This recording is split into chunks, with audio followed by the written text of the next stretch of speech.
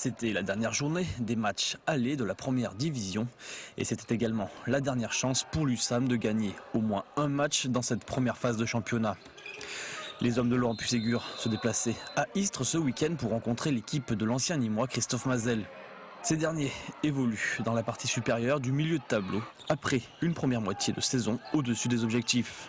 Les Nîmois, qui étaient quasiment au complet, ratent leur entame de match et à la 10e minute, ils sont déjà 5 longueurs derrière, 8-3. Mais c'était peut-être un peu vite enterré les Nîmois que de croire qu'ils n'avaient plus leur place dans l'élite française.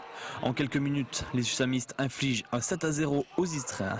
Au centre, sur les ailes des 9 mètres, les Nîmois sont partout. À la 20e minute, les équipiers de Jean-Philippe Ahon mènent 12-9 et ce n'est pas fini. Malik Boubayou s'illustre, Franck Junillon trouve ses repères, les Istréens subissent.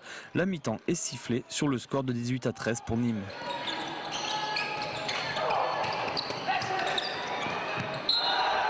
De retour des vestiaires, les Nîmois contrôlent leur avance. Après 5 minutes de jeu dans cette deuxième mi-temps, ils comptent toujours 5 buts d'avance. Mais on sent que le jeu se durcit, les Istréens ne comptent pas se laisser faire. Ils poussent les Nîmois à la faute et c'est sans doute le tournant du match. Les sœurs Bonaventura à l'arbitrage sifflent à la 6e minute un rouge très sévère, trop sévère même, à Malik Boubayou. Un moment de doute pour l'USAM pendant lequel Maxime Derby en profite pour inscrire 3 buts en quelques minutes.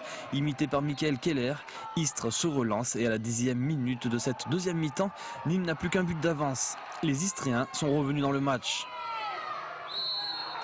Gary Meunier met fin à la progression provençale et montre toute sa détermination. Les Nîmois resteront pourtant 1 à 2 longueurs derrière. Et si l'attaque fait mouche, la défense est en difficulté. Du coup, les hommes de coach Peggy subissent le jeu des Phocéens. Franck Junillon, Steve Massard et Thomas Thésaurière trouveront pourtant les filets à plusieurs reprises. Les Nîmois reviennent à un but à 1 minute de la fin du match après une action décisive de Jean-Philippe Ahon. Mais le score en restera à la fin du match, 32-31 pour Istres. Une défaite amère pour les Usamistes qui avaient un besoin impératif de cette victoire, quand bien même ce n'était pas pour le classement, au moins pour mettre un terme à la série noire.